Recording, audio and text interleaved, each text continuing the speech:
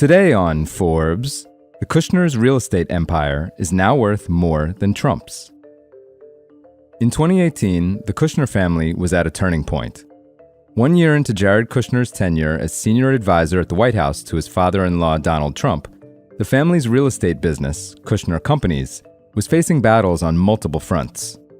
Rumors swirled about possible investigations into influence from Chinese and Qatari investors, which the firm strenuously denied. In its home state of New Jersey, its high-profile luxury apartment development in Journal Square was stalled, with the company filing a lawsuit against Jersey City and its mayor, alleging that they were putting the project in default due to, quote, political animus. The greatest immediate threat lay in Manhattan, where it faced a looming wall of debt, $1.2 billion, coming due by February 2019 on its marquee asset, a 50.5% stake in 666 Fifth Avenue, a 41-story office tower in Midtown. 6 years later, the Kushners have turned things around. One of two 64-story towers at the Jersey City complex topped out this summer.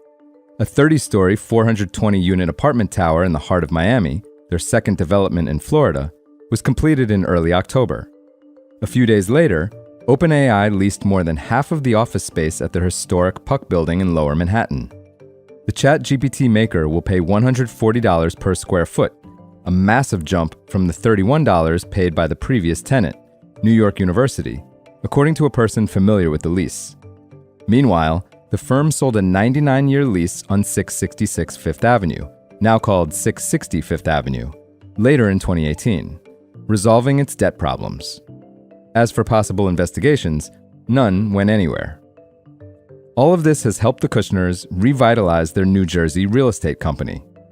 Forbes dug into dozens of debt filings, property deeds, and financial disclosures, and spoke with 15 real estate experts and brokers to value the family's fortune for the first time since 2016.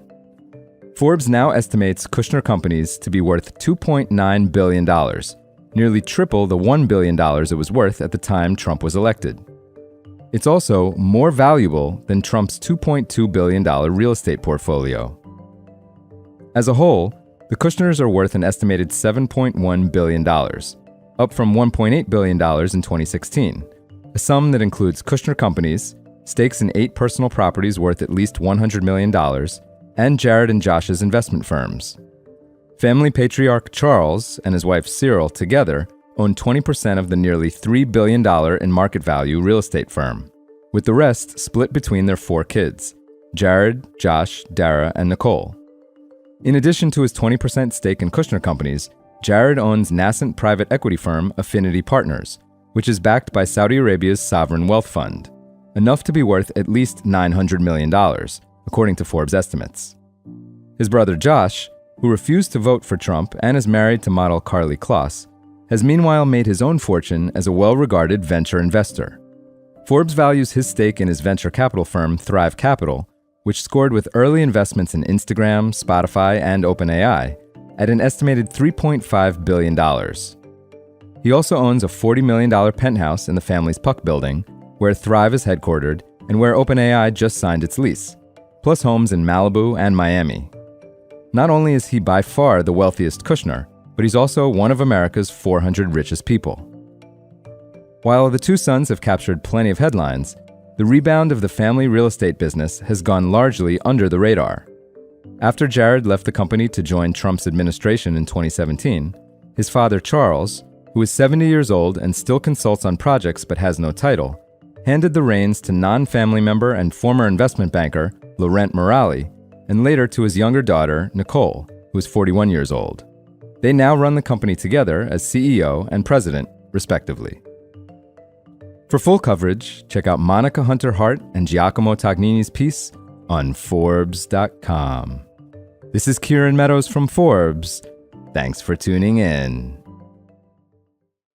Today on Forbes, here's how much money Trump owes and who stands to collect. Donald Trump likes to downplay the amount of money he owes.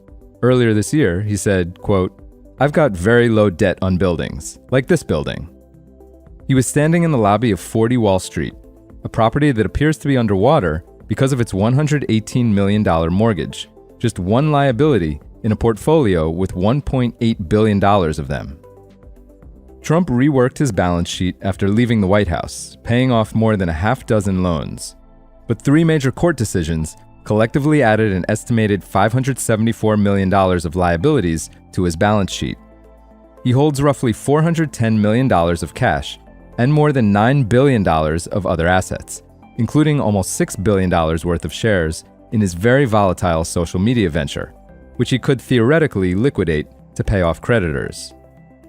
Presented with a list of liabilities, Trump's chief legal officer, Alan Garten, pointed out that the former president is appealing the legal judgments and took issue with Forbes' numbers, noting that they include debt against buildings where Trump is a limited partner and therefore would not be personally liable in the event of a default.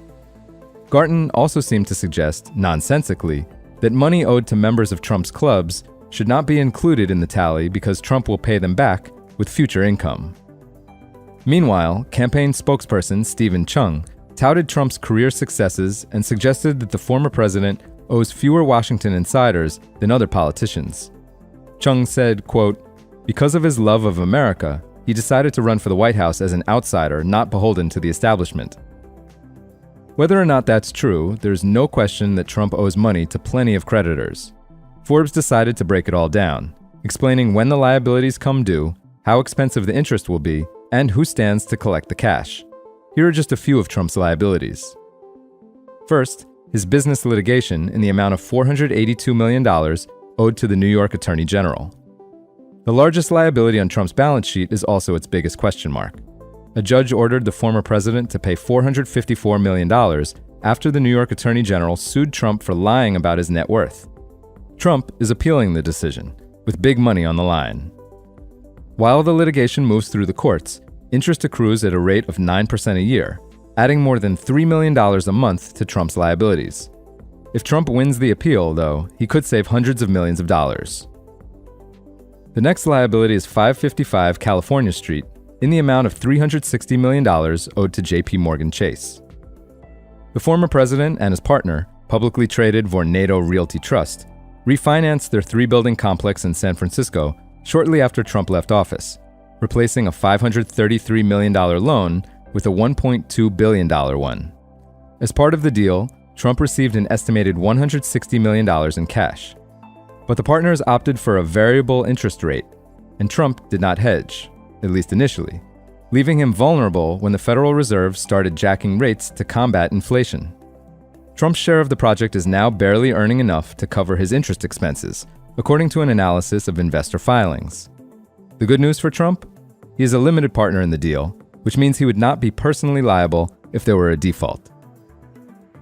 Another liability is 1290 Avenue of the Americas in the amount of $285 million owed to J.P. Morgan Chase, Bank of Montreal, and Citigroup. Trump and Vornado also refinanced this tower in New York City, again going with a variable interest rate. The partners ended up hedging in November 2023 by purchasing something known as an interest rate cap, doling out $63 million to limit their interest rate to 2.62% until November 2025. They hedged at the wrong time, though, locking in rates just as they were finally starting to decline. As a limited partner, Trump does not control the day-to-day operations of the project and has less downside if things devolve. For full coverage and to see the whole list of Trump's debt liabilities, check out Dan Alexander's piece on forbes.com. This is Kieran Meadows from Forbes. Thanks for tuning in. Today on Forbes, here's how much J.D. Vance is worth. Donald Trump and his running mate, J.D. Vance, come from 2 different Americas.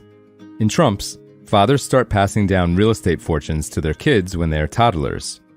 In Vance's, fathers don't even leave kids with their last names. Raised mostly by his mother's parents, the Vances, J.D. Vance catapulted himself from Rust Belt poverty to coastal high society with a degree from Yale Law School, a marriage to another lawyer, and the publication of Hillbilly Elegy, a memoir about Vance's upbringing. The book came out in the summer of 2016 just as Donald Trump was surging in the polls, leaving liberals searching for something to explain Trump's popularity in middle America. Hillbilly Elegy made Vance rich. It reportedly sold more than 3 million copies, and it turned him into a national figure. Today, he is worth an estimated $10 million. Given where he started, it's a remarkable sum, one that solidifies Vance's place in circles that might have made his younger self uncomfortable. Vance's maternal grandparents moved from Jackson, Kentucky to Middletown, Ohio as part of the 1950s mass migration to industrial centers. His grandfather worked in an Armco steel plant his whole career, and they raised 3 kids. That included Vance's mother, who had Vance, her second child, in 1984 at age 23 with her second husband. Vance's father was largely out of the picture early. Vance's childhood was chaotic, laced with dropouts, alcoholics, and violence, problems he chalks up to both structural factors, economic insecurity, a culture that, quote, encourages social decay, and individual bad decisions. Life changed when Vance moved in with his grandmother as a sophomore. Vance contemplated college, balked at the price, and instead enlisted in the Marines and served in Iraq.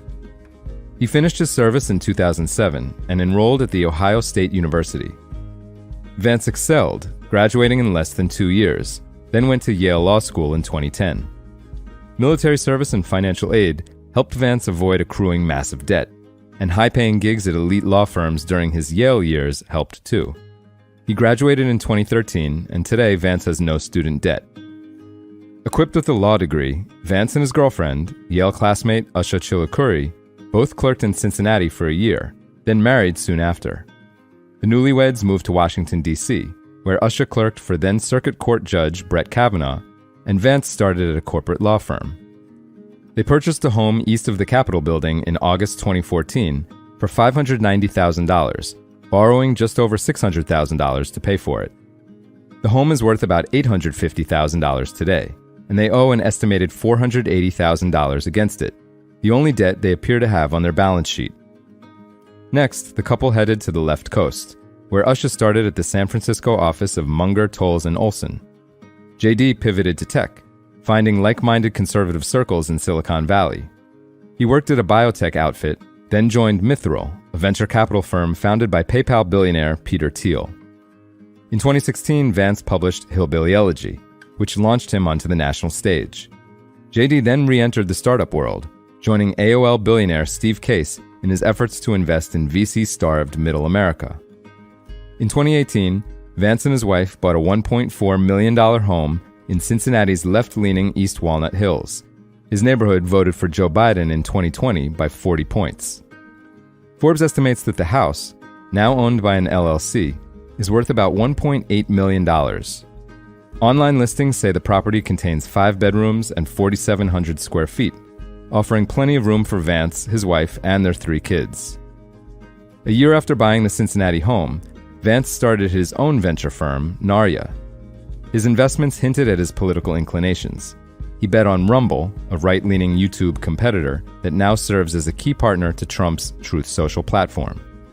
His firm also invested in Strive Asset Management, the fund provider that former presidential candidate Vivek Ramaswamy, another Ohioan, founded to take on the likes of BlackRock and Vanguard.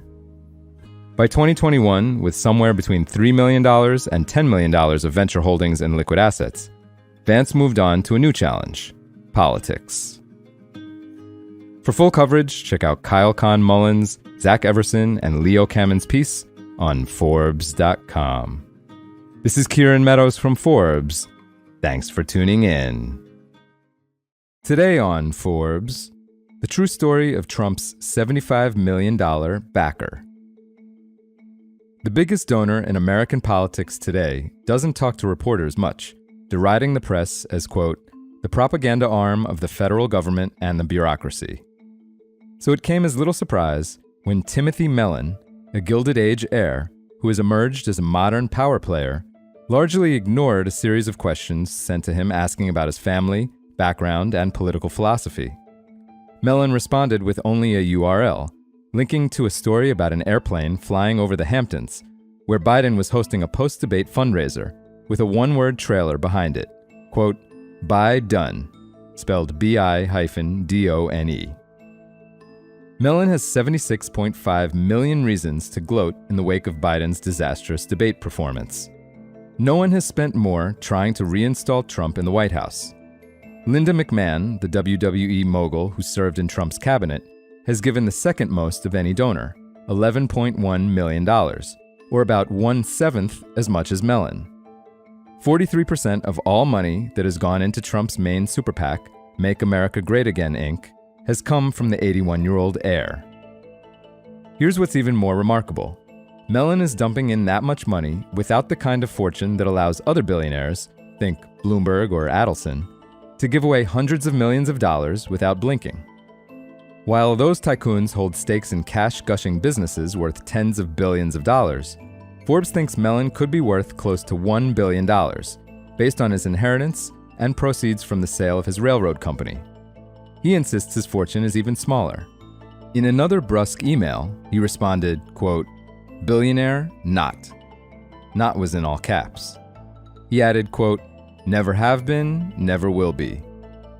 In any case, it's a remarkably modest sum, considering he has given federal political committees a total of $237 million, plus at least another $60 million to state candidates and the border wall.